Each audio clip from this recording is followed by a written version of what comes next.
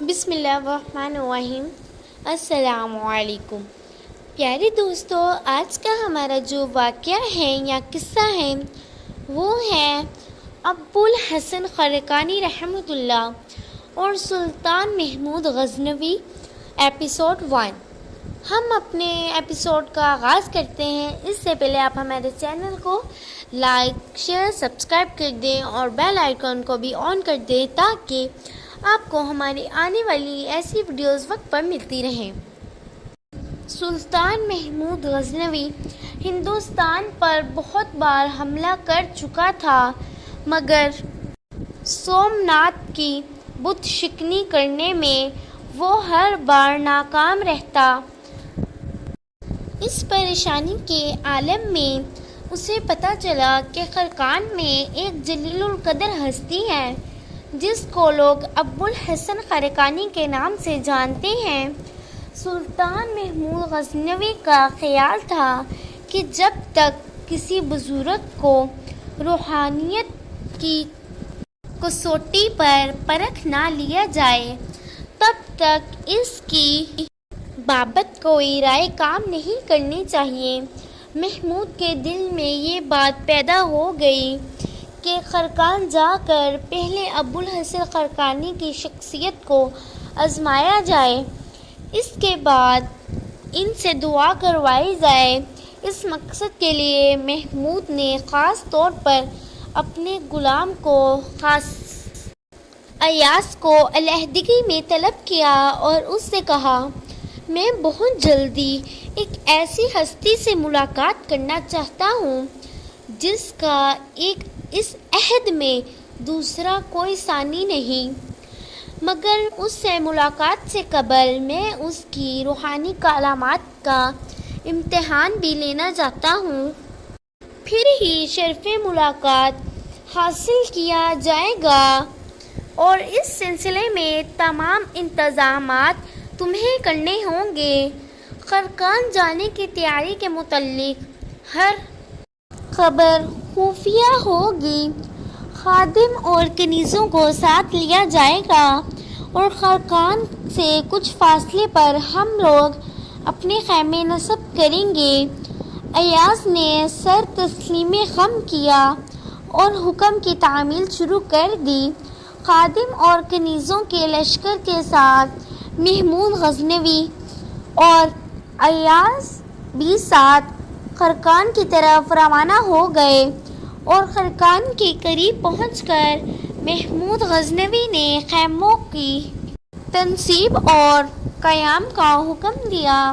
خیمے لگ گئے تو محمود نے چند آدمیوں کو ابوالحسن خرقانی کی خدمت میں روانہ کیا اور انہیں سمجھایا کہ ابوالحسن کی خدمت میں جاؤ اور جا کے میرا پیغام دیں۔ اللہ نے فرمایا، خدا کی اطاعت کرو اور اس کے رسول کی اطاعت کرو، اس کے بعد حاکم وقت کی اطاعت کرو۔ پھر ان کو میرا سلام دینا اور کہنا کہ حاکم وقت محمود غزنوی نے آپ کو یاد کیا ہے۔ جب ابوالحسن خرقانی نے سلطان محمود کا پیغام سنا تو جواباً فرمایا، مجھے اللہ نے بادشاہ کی آمد سے پہلے ہی باخبر کر دیا تھا، اور رہی بات اس کے پیغام کی تو مجھے اللہ کی اطاعت میں ایسا گم ہوا ہوں، مجھے تو بڑے بڑے نبیوں کی اطاعت کی بھی ہوش نہیں۔ ان حالات میں مجھے اطاعت امیر کی کیا پرواہ ہو سکتی ہے؟ اس لیے بادشاہ اگر چاہے تو میرے پاس آ کر ملاقات کا شرف حاصل کر سکتا ہے۔ سلطان محمود غزنوی نے جب اپنے پیغام کا یہ جواب سنا تو وہ برملا پکار اٹھا، یہ تو واقعی صاحب کوئی کامل بزرگ ہیں۔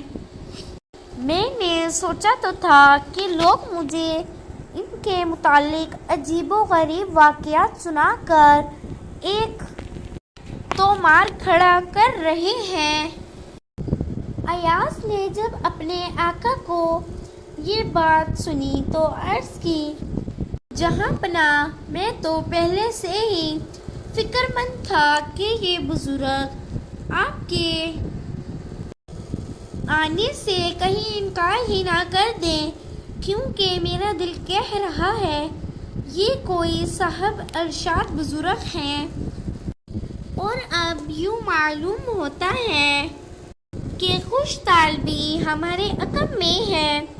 ایاز کی یہ بات سن کر محمود نے ابوالحسن خرقانی کی خانقاہ میں بنفس نفیس جانے کا فیصلہ کیا اور ایاز کو حکم دیا کہ وہ شاہی لباس پہن لے، اور خود ایاز کا غلامانہ لباس پہن لیا اور چند صحت مند کنیزوں کو مردانہ لباس پہنا کر ساتھ لے گیا، اور سب کو یہ ہدایت کی کہ کوئی بھی اپنی زبان نہ کھولے، اور ایاز سے کہا کہ وہ ابوالحسن کے دربار میں بطور بادشاہ پیش ہوگا، اور وہ یہ محمود غلام کے طور پر پیش ہوگا۔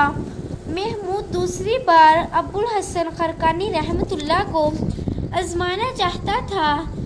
جب محمود غلام کے روپ میں اور ایاز شہنشاہ کے لبادے اور خادموں اور کنیزوں کے ساتھ ابوالحسن خرقانی رحمۃ اللہ کے دربار میں پیش ہوا، ایاز نے بادشاہوں کی طرح سلام کیا۔